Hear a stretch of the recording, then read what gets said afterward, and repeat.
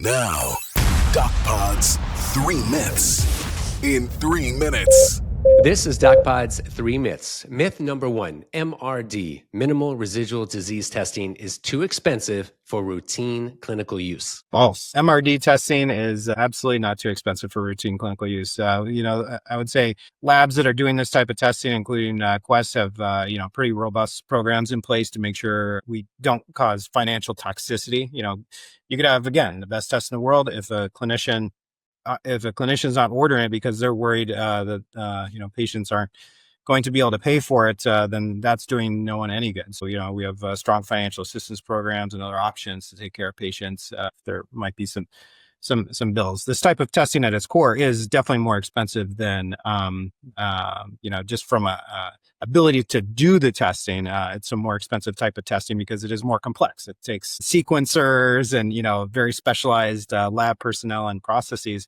But we make sure that that's not being passed on to patients with, great programs. Myth number 2, ctDNA cannot guide treatment decisions reliably. That is also false. From listening to podcasts, circulating tumor DNA, especially with, these newer tests that are, very tuned in to looking for tumor. Some of them actually have tumor mutations personalized for a patient panel, like the Haystack assay that, I'm medical director of.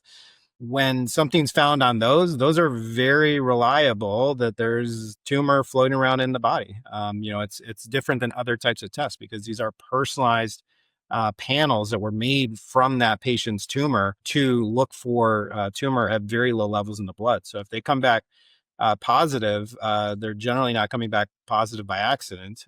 They're coming back positive because there's tumor floating around in that patient somewhere. Myth number 3, genomic testing is too complex for oncology practices. False. So getting education and resources out into the community to make sure that community oncologists can take the best care of their practices is really on the entire healthcare system. Quest have amazing ability to do that, and the infrastructure is really, arguably unmatched with the ability to do at-home patient blood draws, get information, and connectivity to, local offices and things. I mean, it's really just been incredible. So yes, it's not too complex for community oncology. Definitely leverage your educational resources and your, lab testing medical expertise. But, at least try to practice on guidelines. Someone that used to sit on NCCN committees, I'm a big advocate for at least practicing to guideline care. It's just good for everyone at that point.